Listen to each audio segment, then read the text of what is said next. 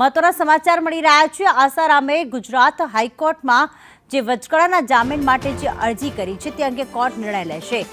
પાખંડી આસારામે હજી પણ જેલમાં જ રહેવું પડશે, કારણ કે જે હાઈકોર્ટમાં અરજી કરવામાં આવી છે તેમાં ત્રીજા જજના રિવ્યુ બાદ હવે કોર્ટ નિર્ણય લેશે, પણ જામીન ફગાવી દેવામાં આવે તેવી પૂરેપૂરી શક્યતા। દિવ્યા, શું અપડેટ મળી રહ્યા છે?